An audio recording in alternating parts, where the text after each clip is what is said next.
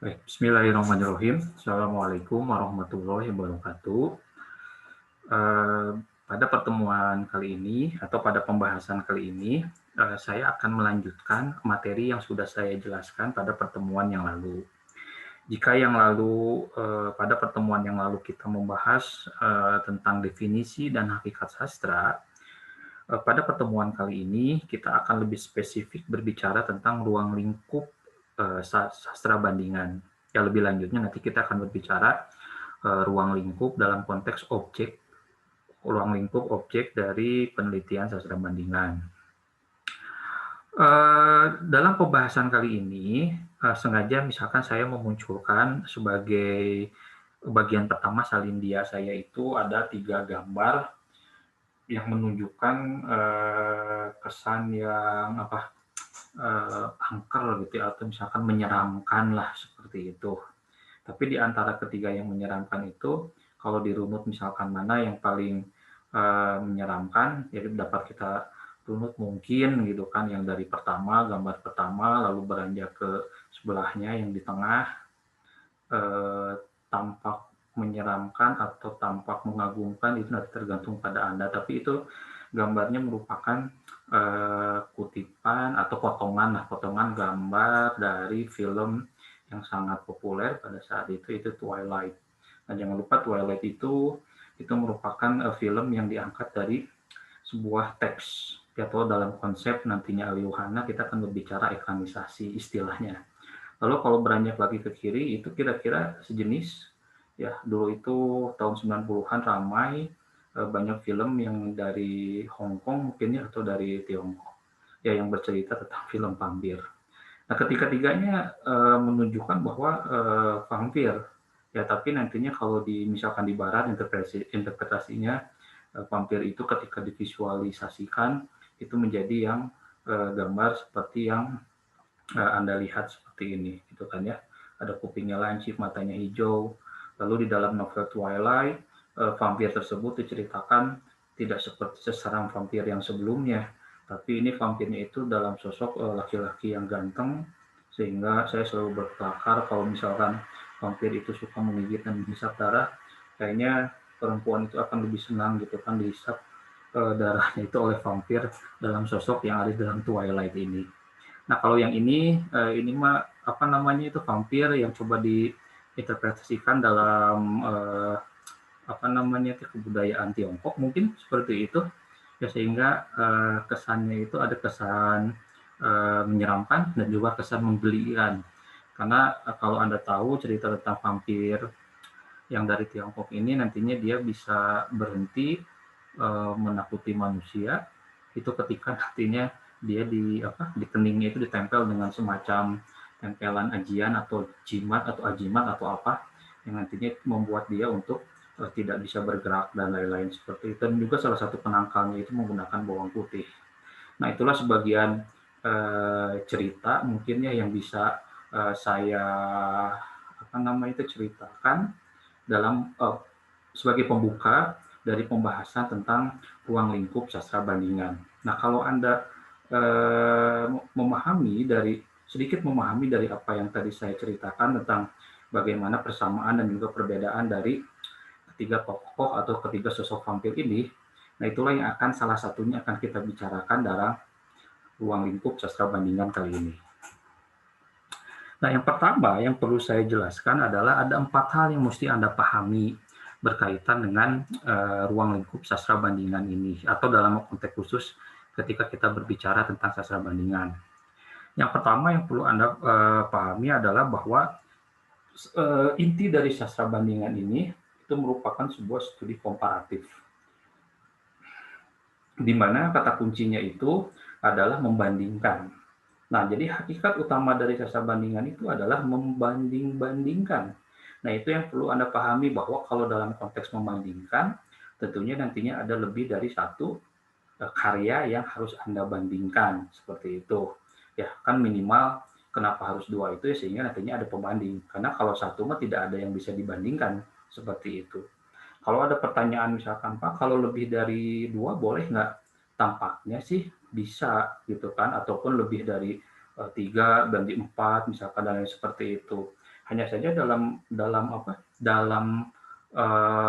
sebuah penelitian tentunya kita akan berbicara ada batas minimal, ada batas maksimal. Ya tentunya kan kebanyakan kita akan banyak menggunakan batas-batas minimalnya sehingga sebagai sebuah studi komparatif dengan minimal 2 tersebut itu sudah tercapai. Dalam artian kalau 2 itu bisa membandingkan antara satu dengan yang keduanya tersebut.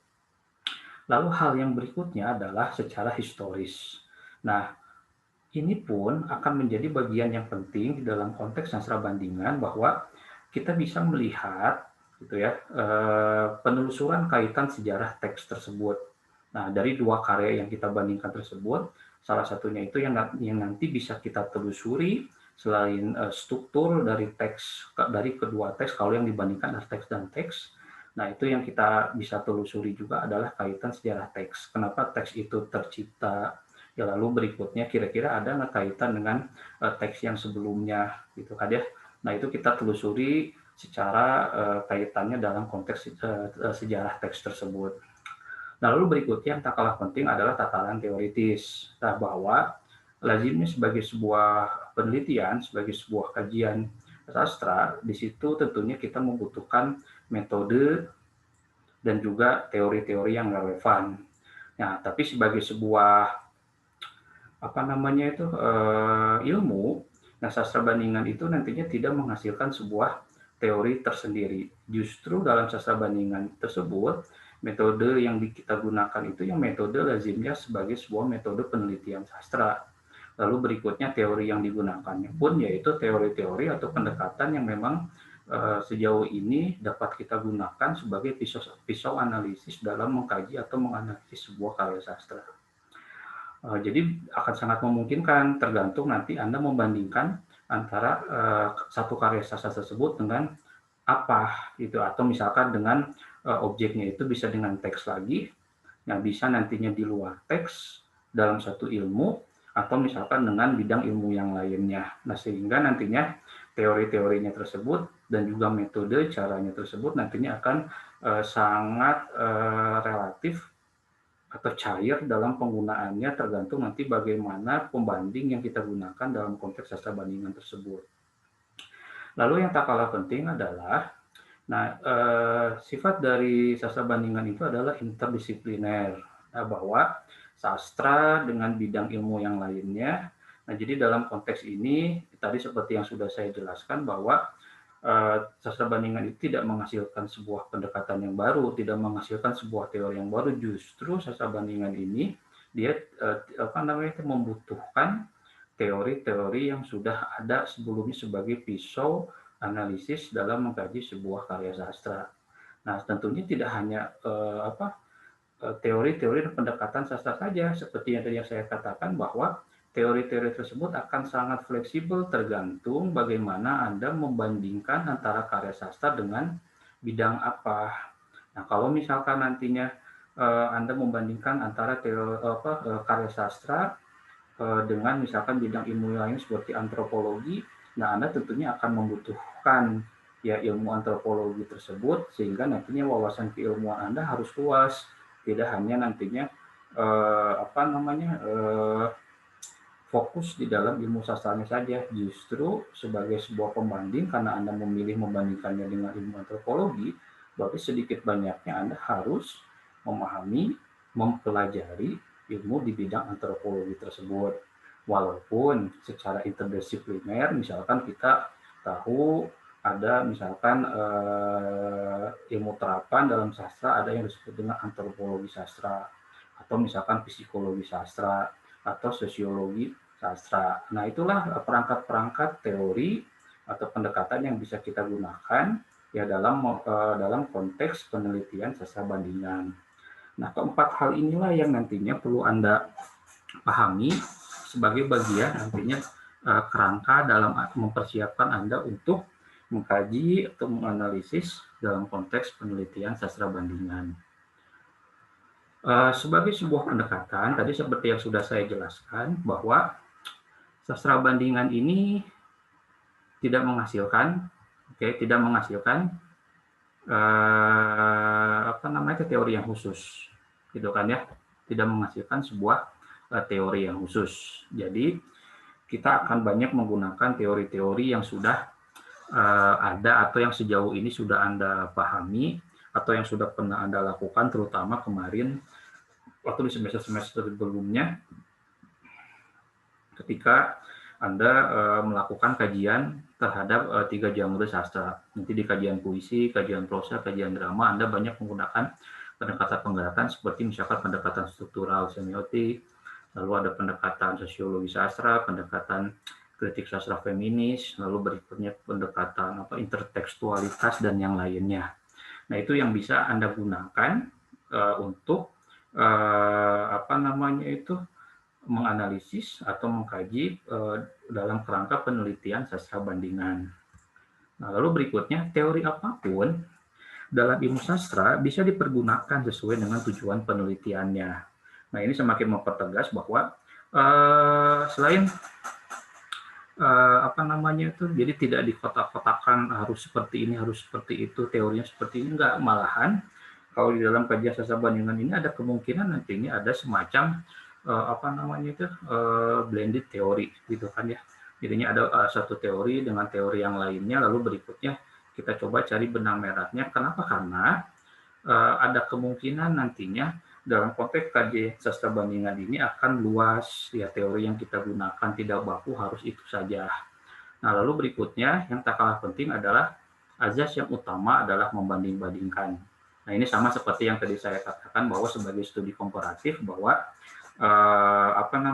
azas yang paling utama yaitu tentang membanding-bandingkan, gitu kan ya. Nah, oleh karena itu, kalau Anda di semester yang lalu dalam mata kuliah kajian kebagian menggunakan pendekatan intertekstualitas, sebetulnya itu modal baik bagi Anda karena Anda sudah berusaha atau setidaknya sudah mencoba yang membanding-bandingkan dua karya ya dengan menggunakan pendekatan intertekstualitas, walaupun yang dibandingkannya itu masih berfokus pada analisis dalam konteks strukturnya saja. Tapi nggak apa-apa, itu merupakan modal yang baik. Nah, berikutnya yang menjadi fokus di dalam kajian sastra bandingan itu adalah tentang masalah bahasa. Nah, ini pun yang perlu Anda pahami bahwa kita tidak serta-merta sempit pemikiran kita dalam kajian sastra bandingan ini hanya satu teks dengan teks yang lainnya, atau hanya membandingkan masalah strukturnya saja. Misalkan satu struktur teks cerpen dibandingkan dengan cerpen yang lain, lalu dibandingkan Anda menemukan nanti ada afirmasinya, apakah berupa negasi, parodi, atau restorasi. Nah, itu hanya satu bagian yang bisa Anda lakukan, gitu kan ya. Nah, cuman hal-hal yang paling mendasar, misalkan salah satu contohnya adalah berkaitan dengan masalah bahasa. Misalkan perbedaan bahasa. Nah, kalau dalam konteks misalkan Anda ingat di pertemuan sebelumnya saya pernah membahas tentang kategori ada sastra lokal, ada sastra nasional. Nah, saya berikan contoh berkaitan dengan perbedaan bahasa ini, misalkan dalam konteks di Indonesia.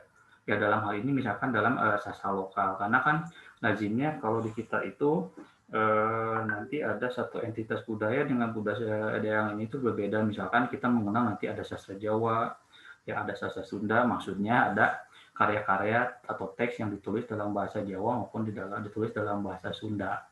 Saya memberikan contoh misalkan perbedaan tersebut dalam konteks ada satu cerita rakyat di Jawa tentang Roro Mendut. Itu ceritanya temanya itu tentang kisah kasih tak sampai atau Roro Mendut dengan Promo Citro. Nah, namun lebih lanjutnya kemudian ada seorang pengarang namanya Yebin Mangunwijaya, Romo Mangun, mengambil ide cerita dari cerita rakyat Roro Mendut tersebut, kemudian beliau menjadikan sebagai sebuah novel. Nah, tentunya kan itu bisa kita kategorikan sebagai bagian dari bentuk sastra bandingan. Ya, kalau kita mau mengkajinya seperti itu, misalkan dari satu ditulis dalam bahasa Jawa, lalu Roh Mendut menuliskannya dalam bahasa Indonesia. Nah, sementara itu ada juga Aib Rosidi menulis cerita yang sama, yaitu tentang Roh Mendut berdasarkan tafsirannya.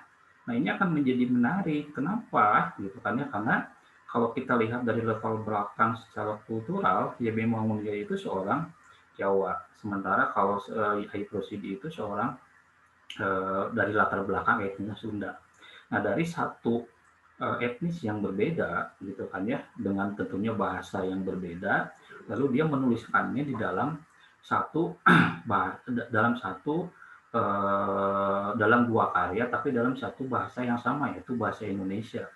Nah, perbedaan-perbedaan tersebut nanti tampaknya akan muncul, ada gitu kan ya, akan muncul ada, dan juga tentunya persamaan-persamaannya akan ada. Yang setidak-tidaknya persamaan tersebut bisa kita kategorikan, pertama, kedua-duanya menulis dalam bahasa Indonesia, baik itu yang Mangunwijaya maupun nantinya oleh Aib Rosidi. Cuman bagaimana menginterpretasikan cerita rakyat tersebut, ya tentunya kan nantinya kita akan melihatnya sebagai bagian dari perbedaan gaya bahasa. Gaya bahasa dari Aib Rosidi seperti itu, gaya bahasa dari Yobe Mangunwijaya seperti itu. Nah, jadi perbedaan bahasanya itu terletak pada gaya bahasa, dan juga terletak bagaimana bentuk ekspresi atas interpretasi dari cerita rakyat yang ada tersebut. Nah, lalu berikutnya yang tak kalah penting juga adalah ini pun bisa menjadi bahan sebagai kajian sastra bandingan bahasa yang sama di berbagai macam negeri, gitu ya. Nah, contohnya misalkan seperti apa? Nah, lazimnya nantinya banyak apa namanya itu negara-negara jajahan Inggris, gitu ya. Karena Inggris itu menjajahnya secara kultural. Jadi apa namanya negara-negara persemakmuran Inggris tersebut lazimnya itu bahasa kedua atau justru bahasa pertamanya itu menggunakan bahasa Inggris. Nah, jadi bahasa Inggris itu digunakan sebagai wujud ekspresi, terutama di dalam konteks penulisan teks sebuah karya sastra. Makanya lazim kalau kita melihat list daftar peraih Nobel, itu hanya dari apa namanya dari negara-negara terjajah dulunya itu kebanyakan didominasi oleh orang-orang atau pengarang yang dulunya itu merupakan dari daerah yang dulunya pernah dijajah oleh Inggris. Misalkan ada Rabita Tahur, misalkan ya, dia peraih Nobel, dia merupakan seorang penyair dari India, dan dia banyak menulis dalam bahasa Inggris. Nah, lalu berikutnya, misalkan di Nigeria, Solanke dan lain-lain seperti itu, dia pun sama menulis dalam bahasa Inggris, dan yang lain-lainnya. Nah, bahasa yang sama pun gitu kan ya di berbagai macam negeri itu bisa kita jadikan bahan sebagai kajian sastra bandingan. Kenapa? Walaupun konteks bahasanya sama, tapi wujud ekspresi dan juga isinya gitu kan ya tentunya nantinya beda. Misalkan kalau kita perbandingkan ya karya-karya tersebut misalkan dengan menggunakan pendekatan postkolonial, kita bisa melihat bahwa penggunaan bahasa Inggris oleh pengarang-pengarang dari negeri-negeri yang dulu dijajah oleh Inggris itu semata-mata tujuannya dilakukan untuk apa? Dilakukan sebagai bentuk perlawanan kepada siapa? Penjajahnya. Karena ketika dia sudah bisa berbahasa menggunakan berbahasa dan menggunakan bahasa dari penjajahnya, disitulah nantinya dia bisa berbicara bahwa dia setara. Setidak-tidaknya ketika dia berbicara, dia bisa setara dengan negeri penjajahnya seperti itu. Nah, ini pun akan menjadi bagian yang menarik untuk Anda kaji dalam teks penelitian sastra bandingan. Nah, hal yang lainnya yang menarik juga adalah berkaitan dengan negeri yang memiliki lebih dari satu bahasa seperti itu. Nah, ini kan ini contohnya sangat kontekstual kalau kita berbicara dalam konteks Indonesia. Jadi kan di Indonesia itu lebih apa namanya itu lebih banyak bahasa-bahasa daerah, gitu kan, banyak bahasa daerah, tapi di antara satu daerah dengan satu daerah yang satu itu ada misalkan kita melihat ada kemiripan satu tema cerita misalkan seperti itu. Atau yang paling mudah kalau misalkan saya boleh bandingkan, saya dulu pernah menganaliti tentang teks-teks permainan anak tradisional gitu kan ya. Kemudian saya menelitinya itu teks permainan anak tradisional dari daerah Sunda ya. Contohnya misalkan apa namanya itu oray-orayan. Ternyata ketika dipresentasikan dulu di Surabaya, nah itu sama, mereka juga memiliki gitu kan, memiliki sebuah permainan yang sama ya, dengan cara memainkan yang sama juga. Lalu berikutnya yang bedanya apa? Teksnya. Jika di Sunda teks yang melekat pada permainan tersebut menggunakan bahasa Sunda, sedangkan di Jawa menggunakan bahasanya itu bahasa Jawa. Nah, dalam artian ini pun yang bisa kita kategorikan atau bisa kita jadikan sebagai sebuah objek dari penelitian sastra bandingan ini. Oke. Berikutnya adalah bahasa dan batas negara. Nah, ini pun yang tadi seperti saya jelaskan, gitu ya, pada intinya bahwa apa namanya itu, kalau kita berbicara nantinya dalam konteks perbedaan ada sastra nasional dan juga ada sastra dunia, gitu ya. Nah, kita akan berbicara di situ tentang batas-batas negara, gitu kan ya. Nah, batas-batas negara kita akan berbicara tentang pembagian-pembagian dunia itu dalam wilayah-wilayah teritorial tertentu dalam apa namanya itu sebagai satu negara yang berdaulat.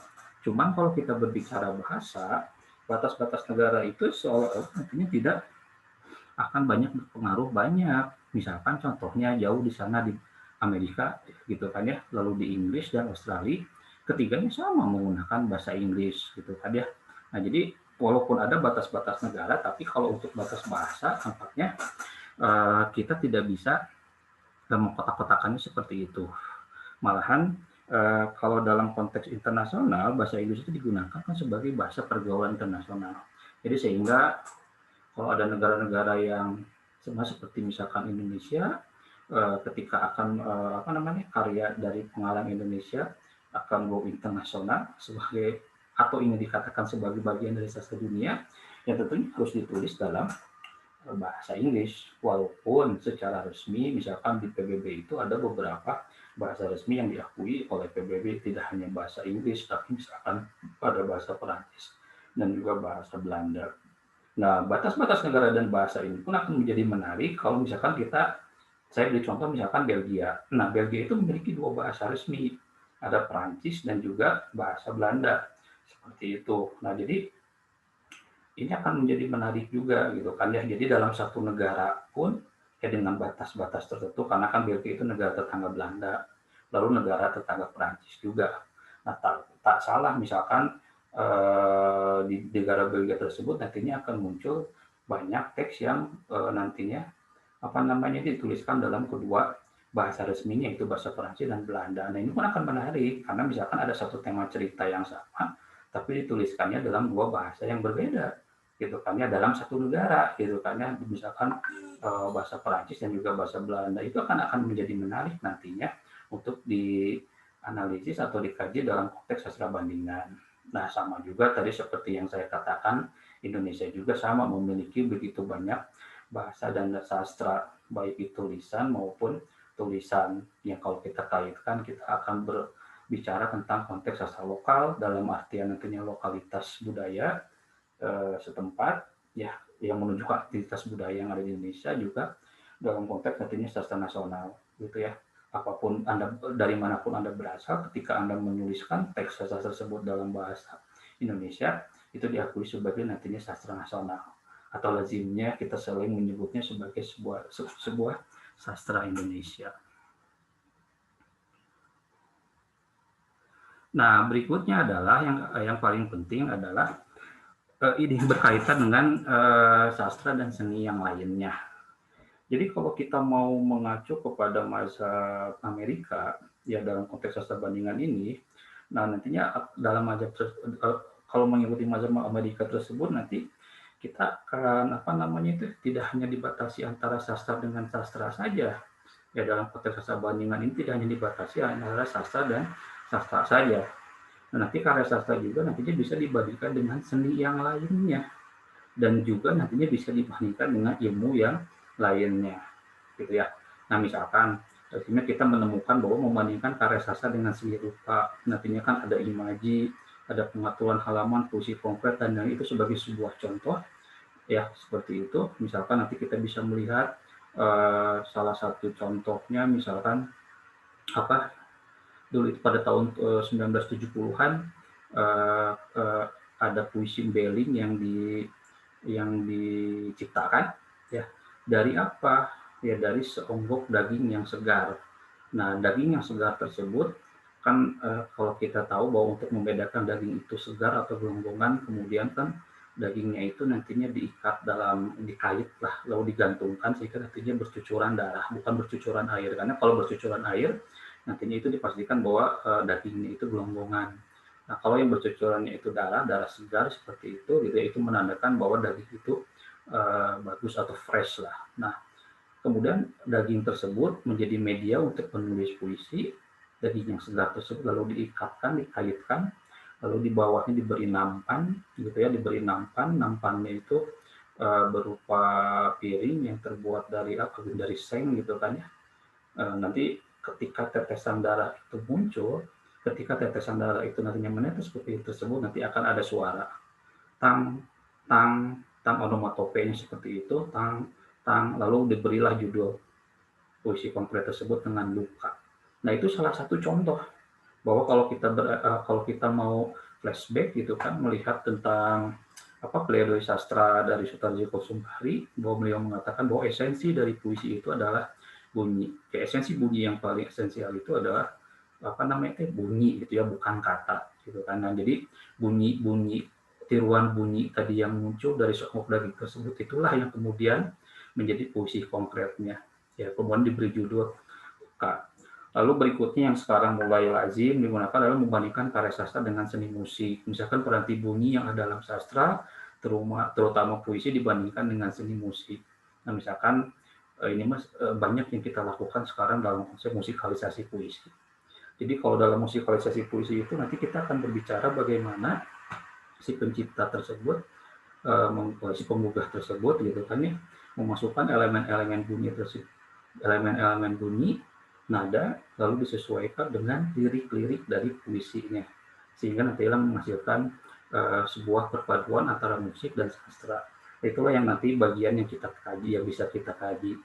Atau kalau untuk konteks sekarang, kekinian, nah kita juga lazim nantinya membandingkan antara karya sastra dengan film. Karena eh, film-film sekarang, atau bukan sekarang aja, sudah lama, itu banyak juga nanti film yang diadaptasi dari teks seperti itu contohnya. Nah, ini secara keilmuan nanti ada ilmu tersendiri namanya itu ekranisasi.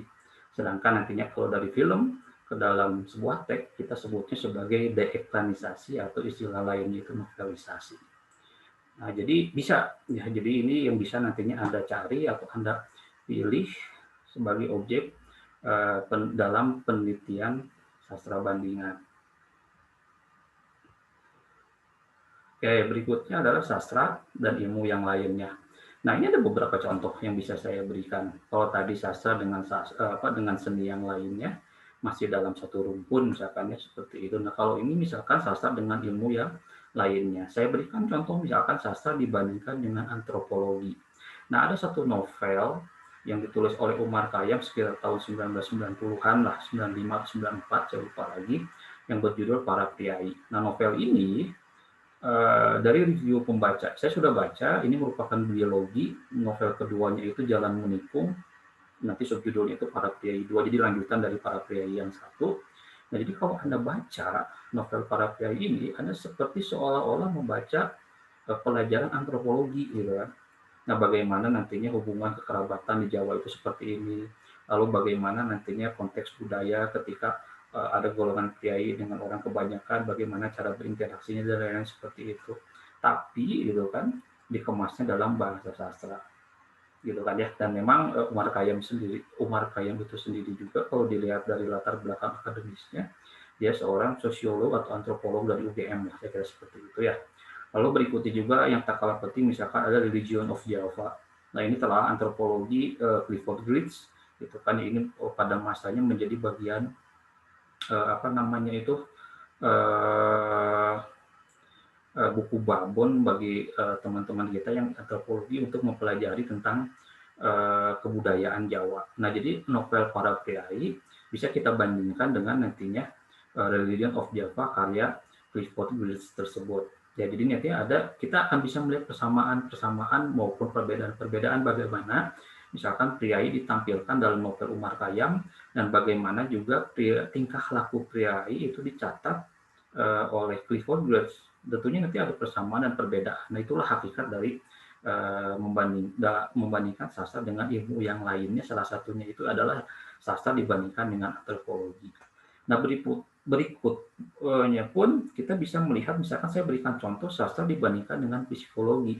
Nah, perubahan kejiwaan tokoh dan prinsip-prinsip ilmu jiwa. Kalau ini saya kira banyak. Kalau kita mau lihat, misalkan ada karya-karya Mitch Albom, terus David Morey, misalkan seperti itu. Buku tersebut itu merupakan buku kumpulan dari cerita gitu kan, karena kan salah satu terapi yang dilakukan oleh psikolog dalam menangani pasiennya itu dengan cara bercerita gitu kan, ya seperti itu. Nah, itu nanti bisa bisa kita kategorikan, bisa kita jadikan sebagai objek dari sastra bandingan. Atau kalau dulu mah ada misalkan buku-buku psikologi Chicken Soup Oil, misalkan ada nanti serangkaian seri Chicken Soup Oil tersebut, itu ceritanya isinya tentang apa? Ya, isinya tentang seperti itu. Isinya seperti curahan hati, atau misalkan cara menangani pasien yang depresi dan seperti itu, lalu disembuhkan dengan ilmu-ilmu dalam bentuk psikologi, tapi dikemasnya dalam bentuk sebuah cerita. Nah, itu banyak. Atau misalkan kalau kita lihat dikaitkan dengan sastra dengan sejarah, saya kira banyak ya. Misalkan lazim misalkan ada novel sejarah, misalkan ada Burung-Burung Manyar karya YB Mangunwijaya, kan itu ada novel sejarah yang nanti bisa kita kaitkan dengan teks sejarah. Nah, lalu berikutnya yang lain-lainnya seperti di dalam kronik Babat Tambo dan juga karya sastra yang lainnya. Tapi yang perlu Anda pahami adalah antara karya sastra dengan ilmu yang lainnya itu tatarannya itu setara, gitu kan ya. Jadi ilmu-ilmu yang ada di dalam karya sastra tersebut tidak nantinya dijadikan sebagai gejala kedua saja. Justru nantinya kita dudukkan dalam posisi yang setara, sehingga ada kalanya nantinya akan semakin menguatkan dan juga semakin mengukuhkan bahwa gitu kan karya tersebut akan bermuatan antropologi seperti nantinya para priai, atau tadi seperti Mitch Albom, terus David Morey, misalkan karya Mitch Albom dan Chicken Soup Oil, itu nanti akan kita berbicara bahwa peranti-peranti sastra digunakan dalam konteks psikologi. Juga nantinya sastra dengan sejarah seperti itu. Nah, saya kira itu yang bisa saya sampaikan pada kesempatan